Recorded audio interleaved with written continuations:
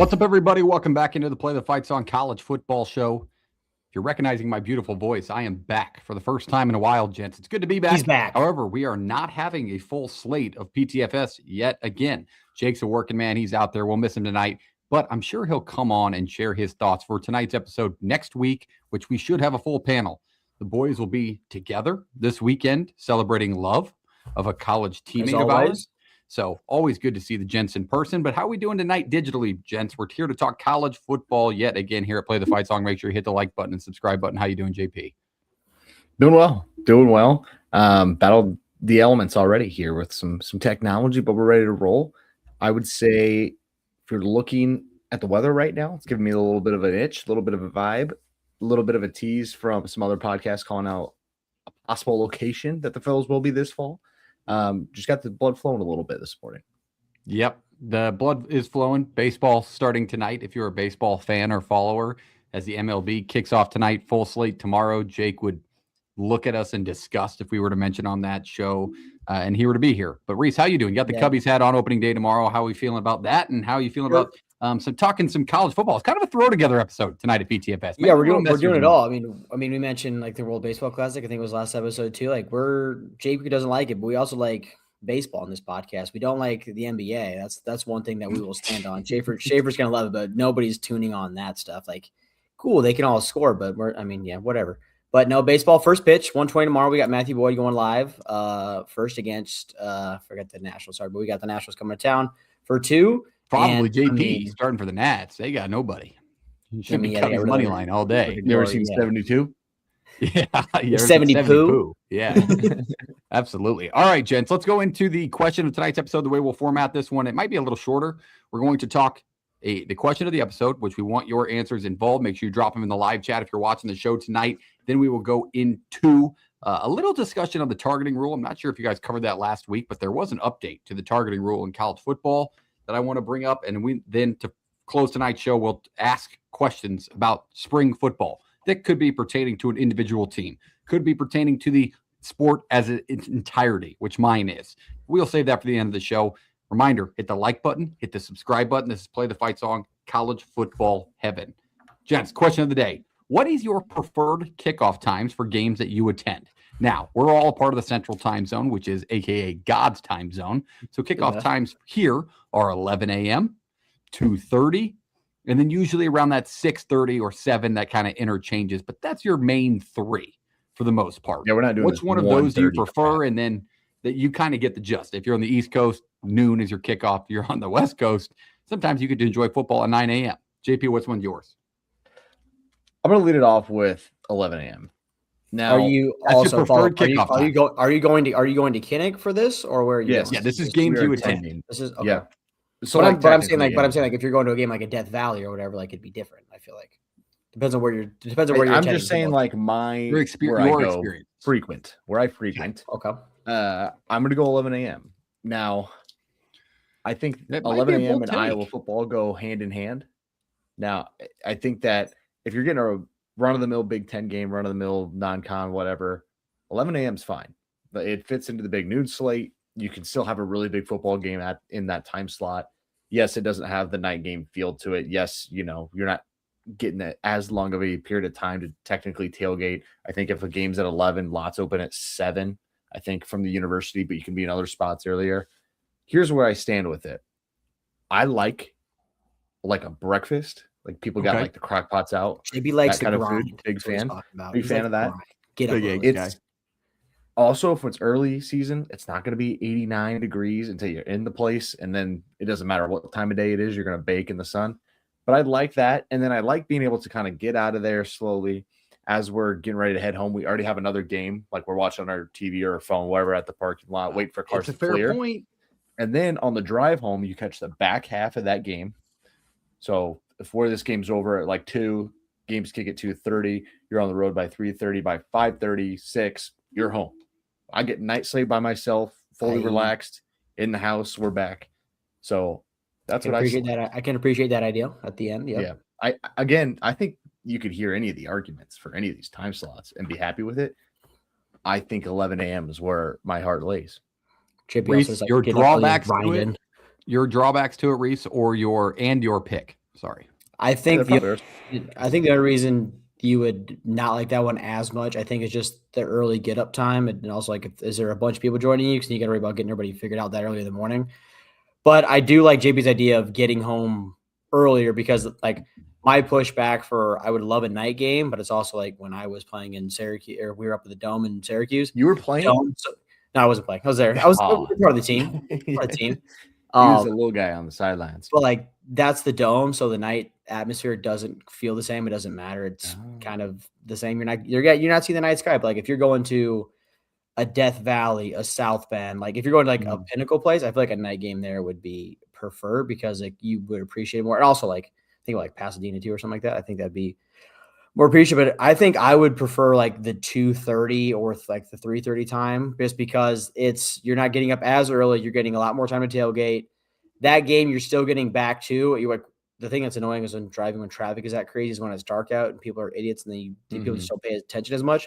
So I feel like that aspect of it would be, you're not getting it to be completely dark. You might still be getting sunset at that time. So, but I think that one gives you the most to wake up at a normal time, enjoy a nice tailgate.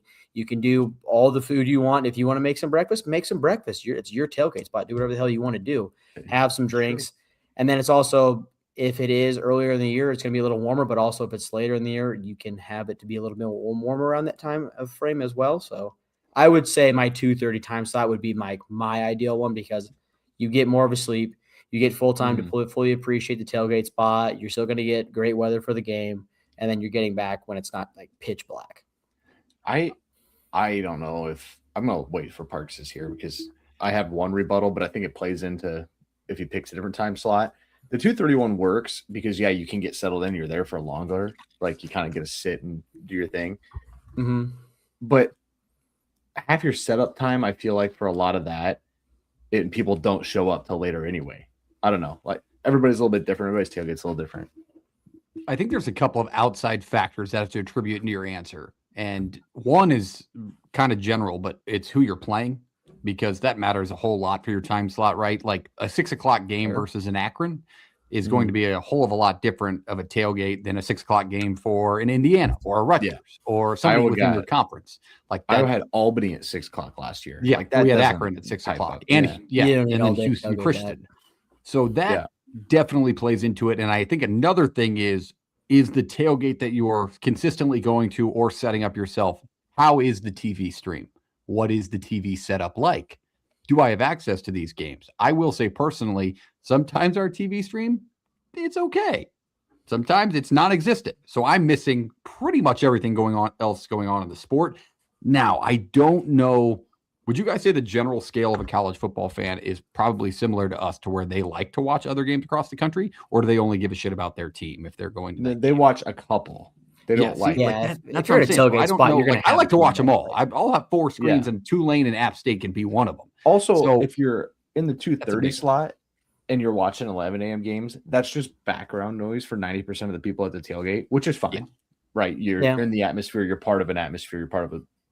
You're a part of the school, right, in this whole scene. But if you want to lock into it, that's a lot tougher when you got to talk to everybody and everybody's moving around. That's a lot tougher. So, like, if I get the 11 a.m. one, I am the game. Argument. They just use the TV as the conversation point. You know, who's playing? Or what's the score? And then they magically have a bet. Like, I had App State plus 10. No, you didn't. You didn't even know who was playing.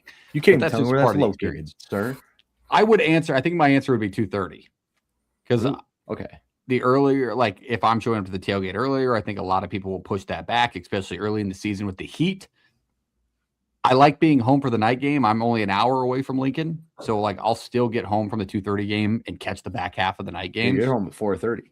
Yeah. If it's a 2:30 game, I'm usually home around 6. Yeah. Sorry. I was thinking 11. With the game. It depends on how many flags are thrown, whatever the hell not. But I would say 2:30 is my preferred. However, Reese and I have experienced a 2:30 early season game in Lincoln together, and it might have been 175 degrees. It was warm. Got a tan that day. We were sitting in the corner of the stadium, and if you looked right up the rows, you could just see the Salvation Army cart just doing laps, just carrying people out. Yeah, there was 2 people. I remember that night. It was unbelievable. But drink your water, people. Early season. Shout out Buffalo. Shout out if you're a Buffalo fan. That was Nebraska Buffalo in 2022, I believe. Yeah. But I'll say 2:30. What's your rebuttal to Reese? Well, I think obviously you can't beat certain atmospheres at night, and like I'm not counting the 2:30 ends at 6:30 and it's dark outside because it's November. I'm talking about the 6:30 kick, right? That getting out of there and then getting home and driving west on 80 is a nightmare. Like, there's so many people in and out of there. People just want to be home.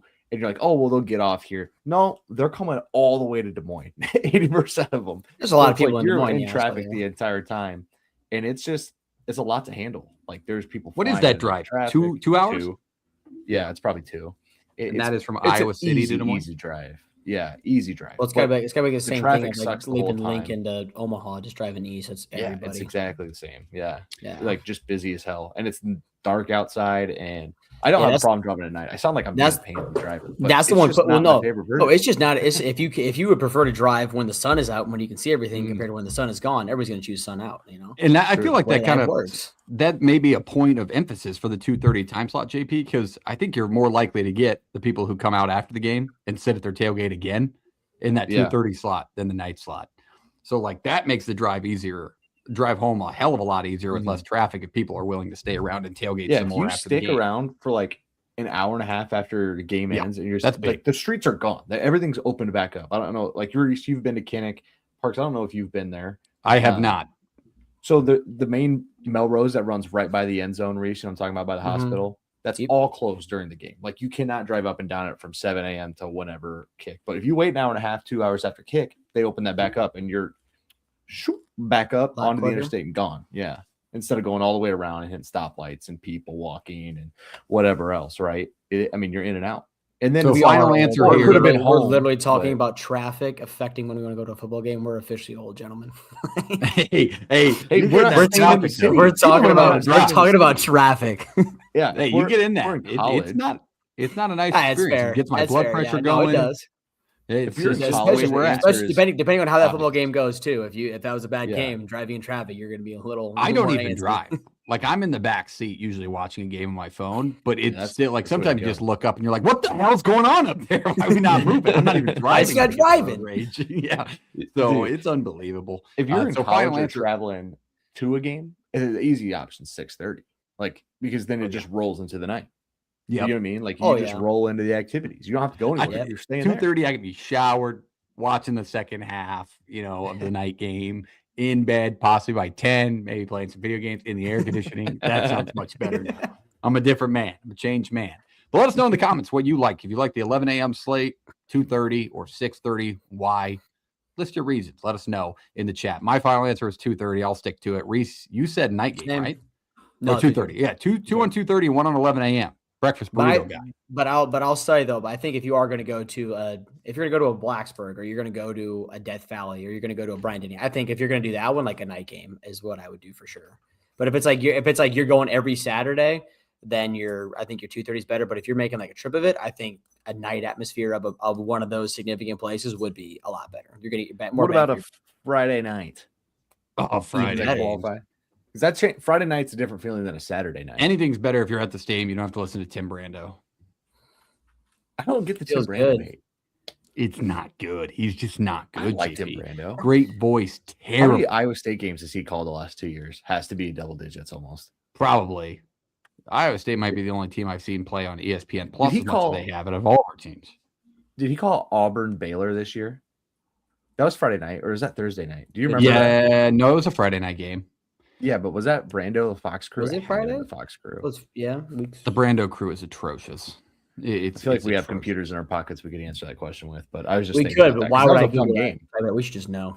Or we can just use our voices and podcast our pondering. But okay, let's go into the next topic. Let's leave that one there. That's a good answer. I will say to close that out, last point for JP's at 11 a.m., much better on the TV signal. I'm not sure what TV setup you guys use. Like, nothing's worse than watching some bastard try and set up a satellite week over week on their TV. Is there a uniform solution to this that works for everybody? Because I feel like everybody has to like literally find anything. I go smart TV hotspot, and it works like a charm until the lot gets super full, like 40 minutes before kick. But then they advertise with those little satellites to put in your car. I got a feeling those don't work very well. They don't, dude. You spend the entire time trying to get them to rotate and where the signal's good, and by the time you do it, you're already going into the game. It's atrocious. I mean, other expensive. There's got to like, be a solution. Are you guys doing like Starlinks? Because I know Starlinks work extremely well. But like Wi-Fi cards, expensive, Wi-Fi hotspot. They are expensive. Like but you're a guy who already has that, yeah. It's a whole quandary, man. It's a lot of thoughts. GA comes in, says 2:30, time before and after. It's a good man, smart man. Listens to the show. All right, let's go into the targeting conversation that I briefly want to have. And I don't have the rules written down, but I think it's pretty clear the way they're laid out. I'm sure you guys saw this. Targeting, first offense, you're not out. Even if it happens for the first or second half during a game, you are not sitting out any part of the next game. Your second offense, it's the rule as it is now, to where if it happens in the second half of a game, you're sitting out the first half of the next game. Third offense, it's the complete next game, correct? Is that the way you guys read it? I guess I didn't see that. I saw what you said the first two. I guess I didn't see the third one. Is it per year? Yeah, per year. People are still going to end up missing games. Yeah, three targeting calls is probably, but it's your head. But also, the issue with it too, though, is I think because anytime you slow down, you put the hit in slow mo, like everything's going to look like it. It's like yes, nobody still knows what targeting is here. Yeah, it's like it's a 1-year trial run too, so like it's gonna change. Good idea. Like I don't hate the idea because you do see it impact games when you do lose your Mike linebacker who's been a force all year, or your free safety who now you have to go to this second stringer who is a young guy and doesn't have the confidence or isn't as capable. Like, and it's just especially your mid majors, not mid majors, Jesus Christ, your G5s and G6s, like these schools who your safety, your cornerback, who is probably like heads and shoulders above that second stringer, like where they're at. If that guy goes out, like it's a major impact, like on that defense. Right. If you lose that guy, compared to your Georgias and your 5-stars, and like where they can just reload. I'm wondering if you don't get some free safeties or some cornerbacks just flying around like Darren Sharper and Ryan Clark trying to blade blows because they don't got to miss any time the next game. Like, is this gonna put those bye games in absolute danger for those teams? Kent State could die. They could still miss that game though. Like you still get kicked out. You still miss that game. Yeah, like that rest of that half, right? If it's in the second half, you still miss the next. But still, like taking half that punishment away, I'm thinking I'm letting something fly for the film. You know, but but if you're a coach, I guess so. If I'm a guy, because like obviously I don't want my guys playing dirty. If you're a coach, I think how much these guys are getting paid. Do you think about like maybe finding a guy if he does catch a targeting call or something like that? Like, hey, every time because like to avoid that in the fines conversation. Yeah, but then what are they putting that back is a in the wormhole program? They're just putting it back in the NIL fund. Yeah, like give back to the team because like you don't want to have like was it the Saints how many years ago? Like you don't want to have that shit. Or it's like they're literally headhunting. Like you don't want your team to be doing that. You should have to like buy a gift for your position group room. Something. Like there should be something where you're avoiding like because now again it's outside of running missing time and screwing over your teammates. Spend your money. There you go. I know. You're getting $100,000. Give me $5. I still get shell shocked. Like we obviously grew up seeing the videos of NFL quarterbacks buying their linemen 40 gifts. Or whatever, or 4-wheelers. And then now we get those videos with like Dante Moore. And it's like, here's a pair of Beats headphones for everybody on the Oregon football team, as if they couldn't have afforded it with their stipend checks and or their own NIL deal. So that's also just not an ideal situation for the sport. But targeting rule. There was another one out there, wasn't there? Like, yeah, there's been a couple. Somebody sponsored with, I think Utah, maybe not a single person, but like the football program was sponsored by like a dealership, and they gave them all trucks or a crossover. I mean, every Georgia like quarterback because wasn't they keep them out of vehicles. Wasn't wasn't Beck sponsored by like Mercedes or something like that, or it was Stockton? It's like somebody was sponsored by Mercedes. It's like I was like, hey. They need to get like Allstate out there with the good hands deal where you have like the speedometer tracker. And that's the only way they can have decent insurance at Georgia. They all need to go through driver's ed every quarter PD. at that school. Yeah, Athens PD is an active police force when it comes to that's like got to be the closest to like varsity blues. Like my boy's a problem for you. That's Kirby Smart sitting at a bar. Like, come on, man. Let them go. They got to have like trackers on their cars, and then they need to be painted a certain way, so you just know it's a Georgia football player driving. Yeah, they got to ask to say, want to get off football, the street. Georgia, and you just stay away. They should have their They own. all drive. Yeah, they drive red cars with big white pins down the middle and red and black pins. Like, buddy, you know, you're the going odds of Gunnar Stockton actually driving that have to be extremely high. Just throwing that out there. But all right, buddy, that's the you're targeting going rule. 75 in a 55. Like, if you were going 65, I could have maybe let you go. Like, I gotta bring you in, man. I'm sorry. I was only going 65, sir. It was a school zone. He's like, call your supervisor, and Kirby Smart shows up for the Athens PD. Oh, yeah, and it's like, where's my boys at? I'll run them next week. Don't worry. But unless they want, if they get back to what they're doing, We got Tennessee coming to town, boys. tickets. How much does this ticket matter? No. Hey, Steve, what's Donna? You guys still got your 50-yard line tickets? All right. Good to see out of here. Good to see you. Speaking of Chief. that, Henry Ruggs up for parole next week. What a topic conversation that could be. Crazy. All right, let's go to the point of tonight's show. We're only 22 minutes in, but like I said, could be a quick rolling one tonight. These questions could roll in to some great conversations because, fellas, spring ball has brought a lot of different topics. It brought some quietness, right, versus years past. So I'm wondering what you guys came up with. Spring ball questions. What do you have? Could be, again, to a particular team, overall the entire sport, entire conference, moves from the FCS to the FBS, which we've seen a plethora of this offseason. Let us know your spring ball questions in the comments, what you're wondering out there. What team arises a question for you? All of these questions and this segment presented by our great partner of No Rivals, shopnorivals.com. Use the code PTFS at checkout for free shipping on the best hats out there. Also, I can't even say best hats anymore. Check out the crew necks. Dropped a limited time run of crew necks for schools, embroidered. They've got the nice neck on them, a little stylish, may not be your style, but check them out. ShopNoRivals.com. If you love them, throw them in the cart. Use code PTFS at checkout for free shipping anywhere in the country. Shout out ShopNoRivals.com today. Gents, first question up for spring football 2026. What is it? Who does it pertain? Tell us why. JP. Yeah, I'll go first here. I think one big question for me has been the next batch of great freshman receivers. We've had kind of a run in the last couple of years of like some all-world type guys. And Cam Coleman was a big one. Jeremiah Smith, Ryan Williams, all these different guys, Mekhi Lemon. Like, you had all these guys the last couple of years, and I'm just ready to see the next batch of them because I know they're out there, right? We've seen more receiver talent across the entire sport. Just look at Ohio State signees, I would assume. Even like Conference USA up to the Ohio States. Like, they all have really good receiver talent, and that's why people don't feel they need to spend as much on receivers unless it's the top end guys. Like, you could find it at all levels. I want to see the next batch of those guys coming in and who that is and how quick an impact they can have because they can change offenses. And if they get going early, I mean, they're put up numbers, right? And then they're on the map and then they're on like immediately game plan forward before you even get into conference play. So I want to see the next batch of those guys.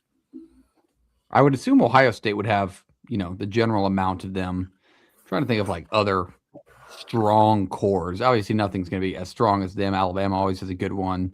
Georgia usually finds one. I feel like Georgia, that's what they've been lacking, JP, is that standout wide receiver. Like once they lost Bowers at tight end, like there was nobody really that jumped off the page for them on the outside. Yeah, they spent some money in the portal that hit for hell yeah, good ones, but they didn't see, they saw the bump, but they didn't see the superstar status like they've had in the past. I like that question. Let us know if you know who you think has the general plethora of the top freshman wide receivers in college football this year. Reese, your question.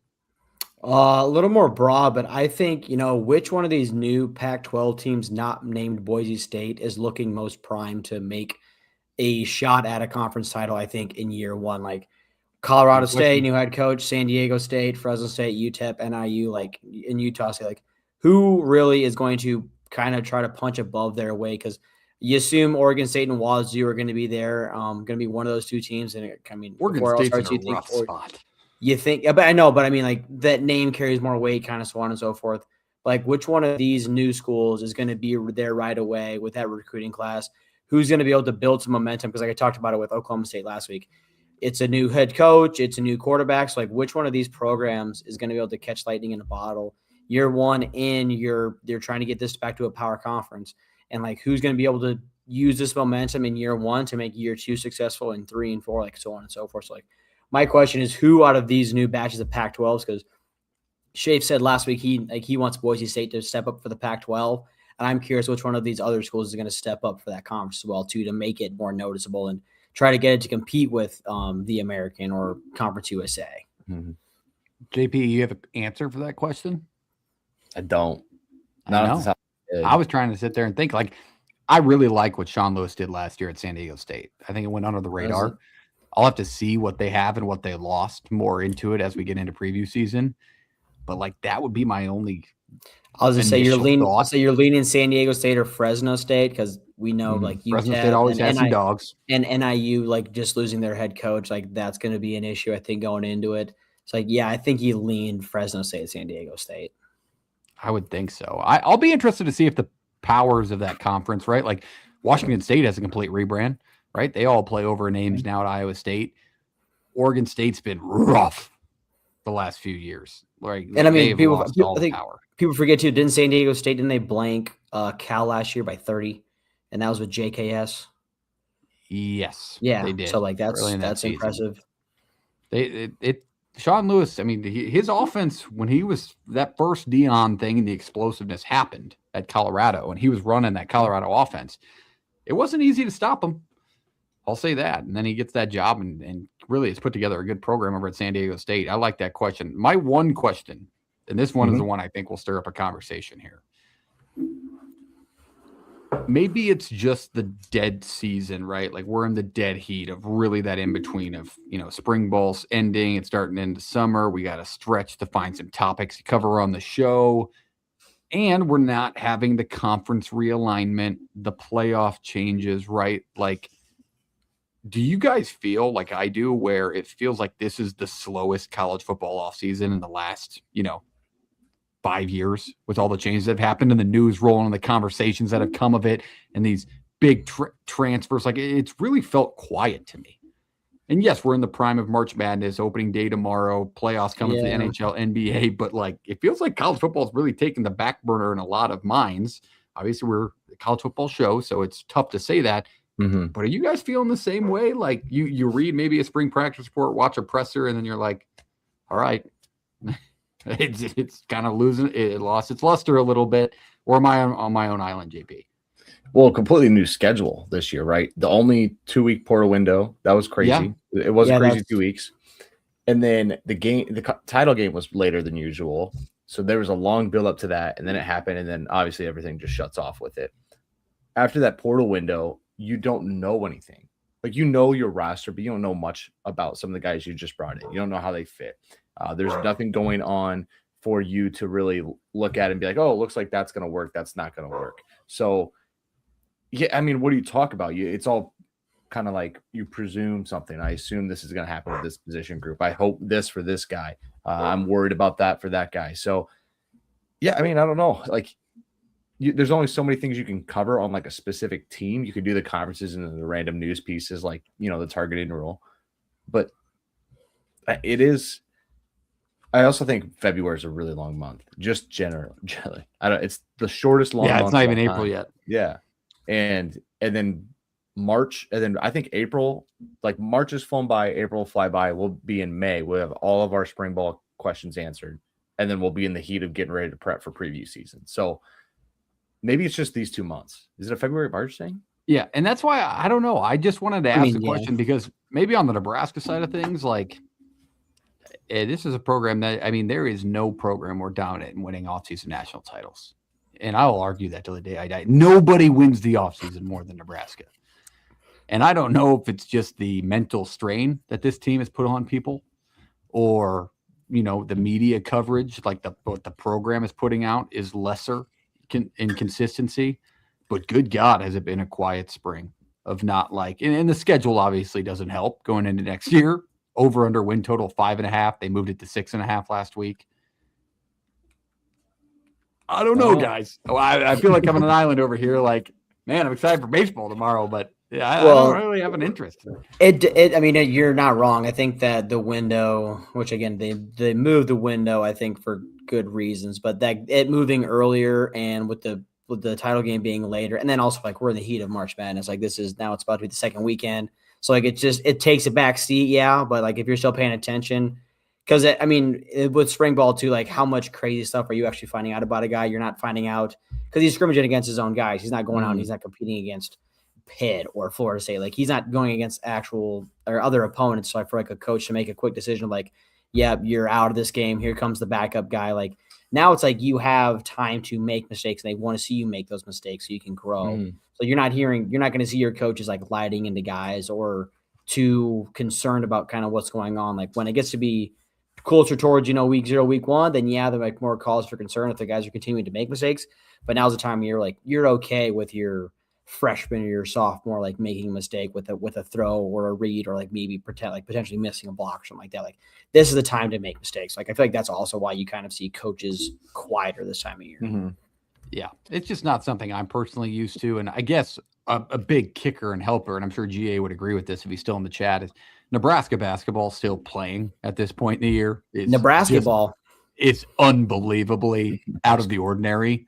So I think the fans are kind of in a new territory there. So maybe it's not quite literally about a random spring. Yeah, practice. Creighton's done. So yeah, they got basketball. They got Nebraska. No, that's crazy.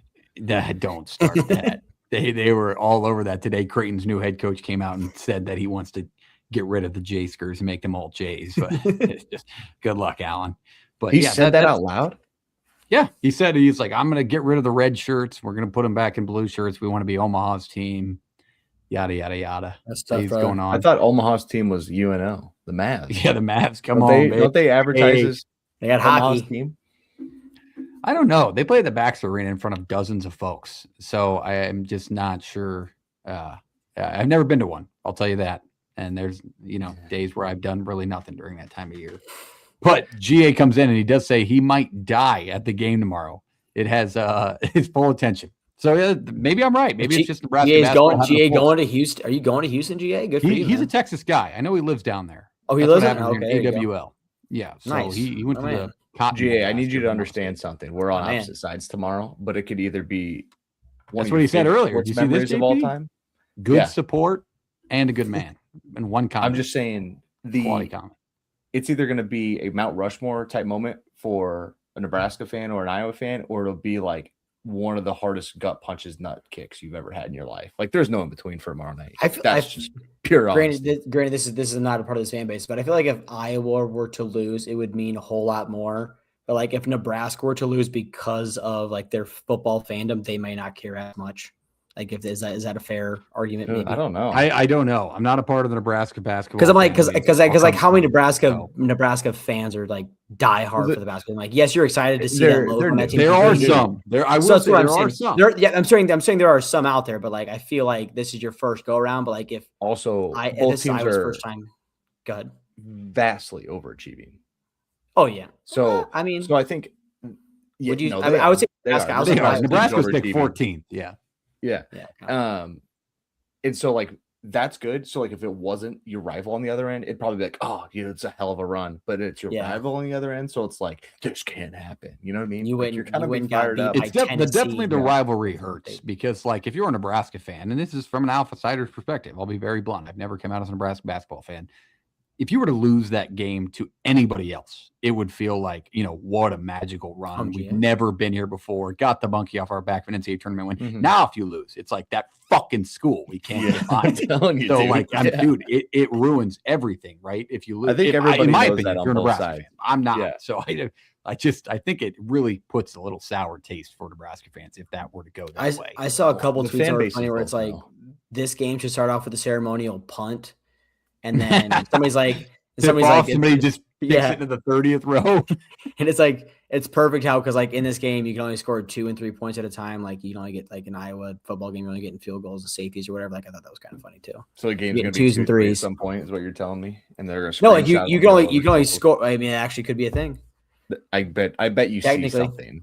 Technically 3-2 or 5-3 or something, and they're like, but like I'm saying, but they're like you can only score 3 points at a time. You can only score like a 3 at once or 2 at once. So it's like the same idea of this Nebraska basketball run. While we're on the topic, multiple times watching the first game where they win, they finally get that monkey off their back, and then watching the Vanderbilt game, which really not a lot of people had them winning. I didn't have The fact that we can't win 9 football games, but that team can go to the Sweet 16 is just it's abysmal to my brain. I can't fathom it. The amount of assets that go to give this guy an deal with the open devil. mic if Nebraska makes the Final Four. Give this guy an open mic for 30 minutes. You know It what just, happened? I can't believe it. That is unacceptable. Let Hoiberg coach football. Fuck it. What, he turns that dog of a program into somewhat of a winner. It was a miracle, right? And now they're playing in the Sweet 16. It's unbelievable what we're seeing. And then we can't see 9 wins. It makes me want to fight somebody. I'll kick a kid. Here's what happened. Some poor fan from Nebraska and some poor fan from Indiana got together and pulled some Monstars type stuff. They went they went into Assembly Hall and thought they took all the ore out of it, put it in a basketball. They drove it to Lincoln. Somebody went into Memorial Stadium and put all the ore into this football, and they switched. They had to deal with the devil and Sons with of each other, and bitches. nobody knows why. Kill him. Whoever that was, kill him. I was gonna say Park's gonna find that guy. Yeah, I will find it. We need to switch that back. I'll put on Michael Jordan's shoes. I don't care if they're size 4. Get the I'll put football them back. go in there. I'll wish upon a star. Whatever you need me to do, I'll do. I'm a team guy. Do you think it's kind of fun? It's just funny to look at and be like, if things like flipped back, nobody would be mad. But now that No. they're like the opposite sport's good, Parks everybody's immediately like, no. Wouldn't care. oddly I don't enjoying even think it. Nebraska basketball fans. They got their lick in. You got your 3 seconds of fame. Now let's bring it back to reality here. This can't be happening. Yeah. Cut the program. Let's get the black shirts back.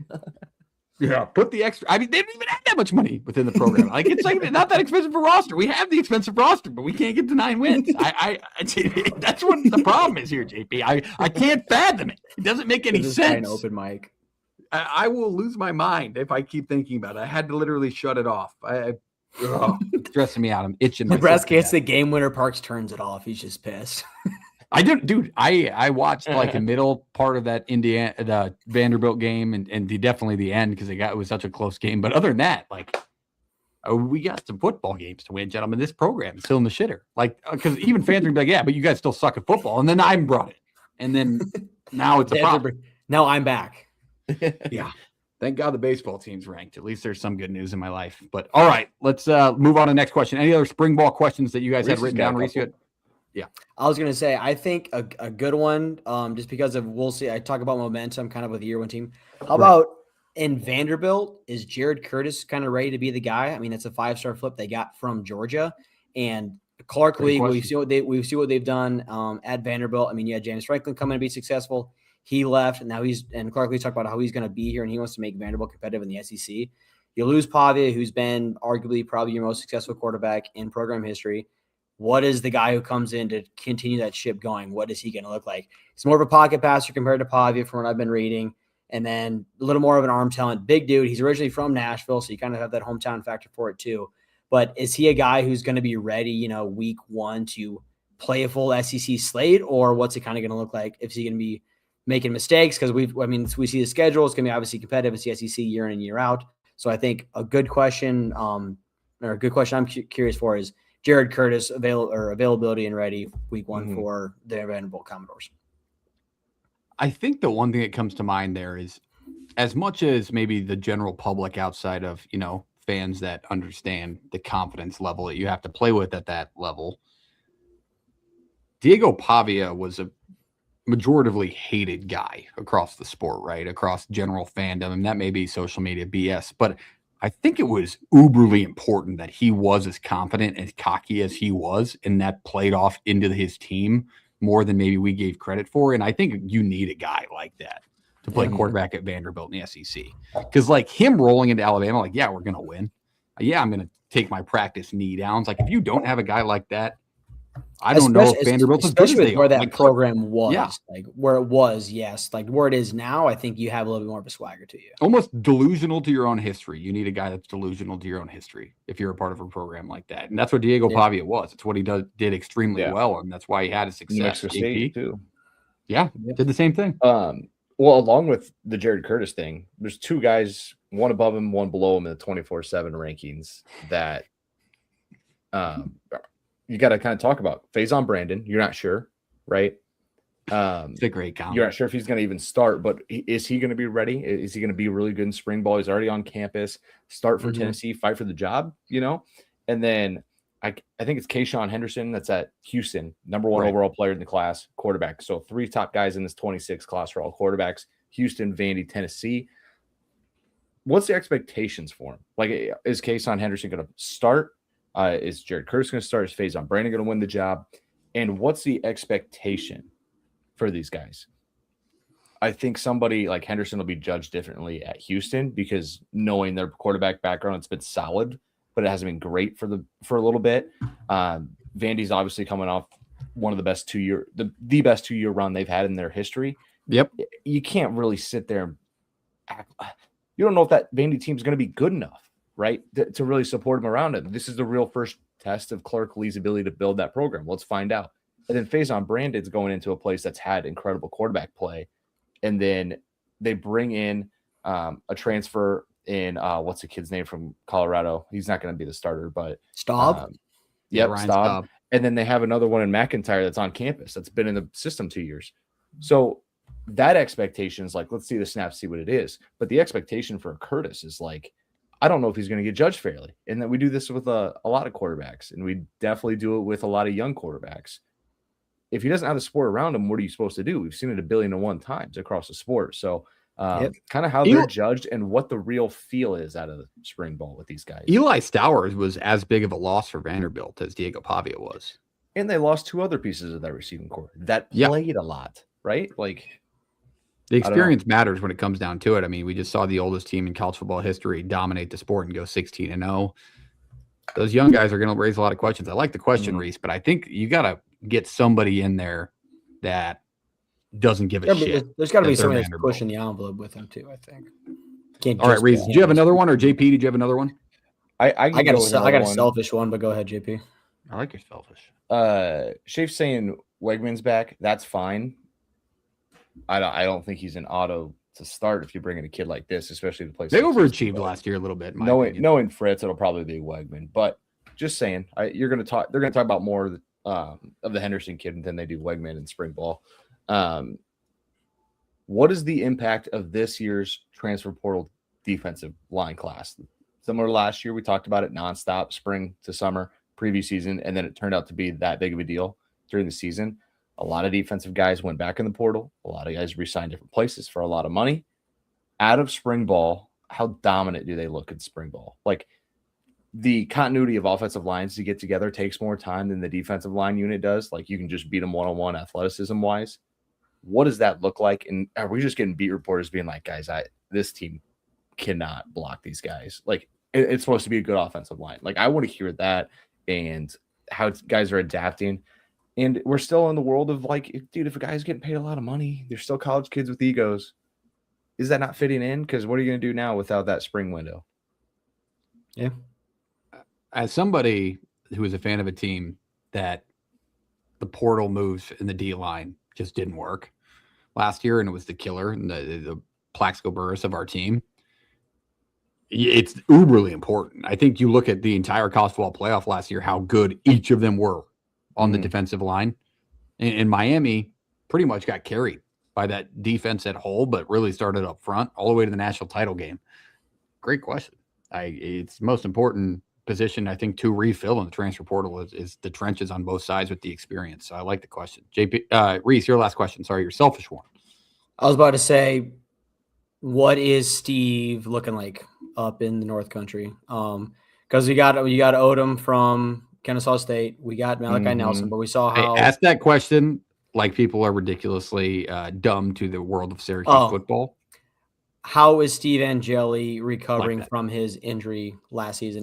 Tore his Achilles against Clemson last year on the road. They were up in a win. In the third quarter. We were like, I think we scored 34, 35 in that game. We had to break news to Reese. I wasn't watching the game. That was just drunk Reese. No, it was just awful timing. He started bawling. It was awful. Yeah, couldn't get myself back. Started hurting himself.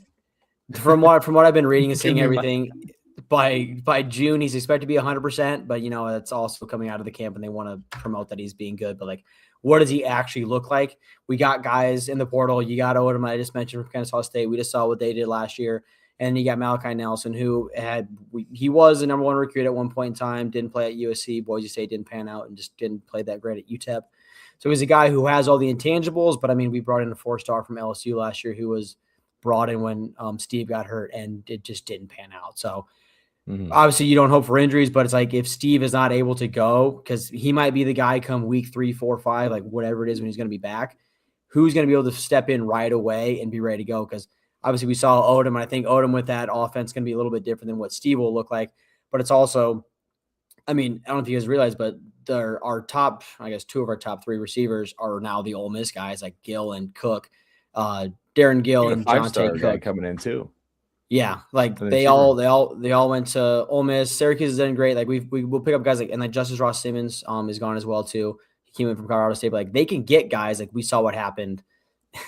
I want Steve to start if Steve can start, JP or Schaefer. There's no doubt in my mind. Like we saw what the guy did with that offense, and I look at what Kyle McCord. Like that's kind of what's going on with Fran Brown, is if he's able to get a quarterback that's successful, like you put a bunch of pieces around him, like and that makes the offense work. We just got to get Robinson and that defense to get a little more shored up, I think, is kind of the issue. But selfishly, my question is, what is Steve Angeli looking like in Syracuse? Because if he's going to be healthy come week 1, I think it's going to be obviously a much more successful season than it was last year. But can they repeat what they had 2 years ago, where you touch double-digit wins? What do you think the win difference is? Like if Angeli's at quarterback versus Odom, like do you think Angeli gives you an extra 1 or 2? Or do you think it's drastic? I don't think it's more than 3. I think like your biggest would be 3, but you're probably like in your 1 to 2 windows is your best bet, I would think. You could, JP? JP's dying over there. Dude. Wrong pipe. I hit the wrong pipe. Wrong pipe. But I mean, look at the schedule too. It's not what the big thing too was 2 years ago. Like we caught lightning in a bottle just with McCord coming in. You had all the weapons. You had Allen. You had forgetting my tight end, Aronde Gatson. Like you had those guys, and you took advantage of a weaker schedule. So like that panned out as well. And last year you kind of got back to the norm of, hey, you went on the road to Death Valley, but you end up winning that football game. But then Steve gets hurt, and you're still playing your Pitts. You're still playing.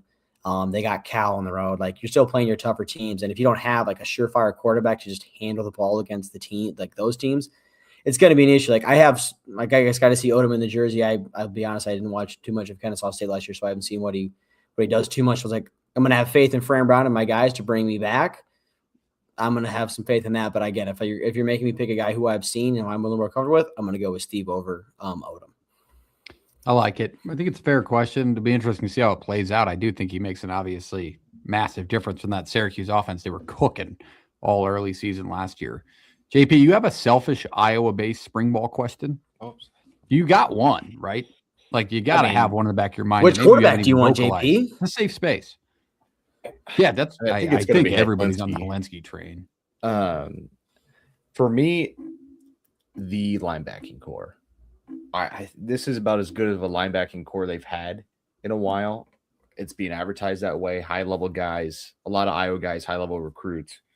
So if they can have a 3-headed monster again in the linebacking core, that would saves a lot, right? Like, and you hope the defensive line gets a little bit better. But if you can have 3 across and play a little more 4-3 and then slide guy into cash if you're going to 4-2 with these. What about replacing the O-line?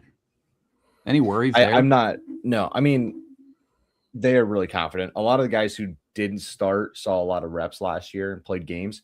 So I'm not that worried about it. My biggest one is definitely maybe a little bit in the secondary and then the linebacker room. Quarterback too, right? Mm-hmm. Like you got to get a lot of production. There's a lot to not a lot behind it. The linebacking core was underwhelming last year. And that's I think from a rival's perspective, I guess. I think obviously we're talking Iowa football. We got to talk whether or not the quarterbacks can make the difference. But I think Gronowski, especially within the entire success of that offense last year, was such a massive piece with his legs. Mm-hmm. Like you need a guy like that to sustain any bit. Yeah, give me a guy with that extremely legs and making the easy throws more than 65%. Because you could take 2 steps back if you can't get to at least that level. It's true. Both quarterbacks. So I think that's done, actually. Believe it or not, I've seen it. Shafe, you got any in there? You're hanging out. What's your question? Schaefer said he could do a 2-hour Iowa State show about his question. That's fair. Like, who's our players? Who's starting? What's it going to look like? It's a completely. I have a question. Do we even have a team? I have no proof of that at this moment in time. Basically, Schaefer is an expansion team fan. It's like that new program. How's the Utah Mammoth going to match up against the Iowa State Cyclones this year? Apparently his new head coach is short. He was astounded. He ran into him and he said he's short. He's like, I'm like, your two of your best friends are short there, Schaefer. What's wrong with that? Jake's not even tall. Schaef's tall. He's like average height. He's tall. That's JP. We're average height. He's going to have a field day in the comments if you say that again, JP. I'm surprised one hasn't popped in already. It's insane. Because he just went. Yeah, he just went, oh my God. I can hear him saying it in my head. But all right, that's all the spring ball questions we had. I'm sure Jake will talk about his either on the Iowa State show for 2 hours. So check that out on our channel, youtube.com/@playtheFightPod. Hit the subscribe button if you're here watching. If you're listening on podcast, Apple Podcasts, Spotify, give us a rating. Go to YouTube, subscribe to the show, support the show in any way possible. We have a lot more off-season content coming. I promise. We're going to kick it back up here on the Twitter. I know it's been dead, going through some big boy adult changes throughout the entire show. But we will be here next week talking college football. Preview season is just around the corner. ShopNoRivals.com, code PTFS. We love you. We'll see you next week. Reese, why don't you take us away? Happy opening day, boys. Let's play it.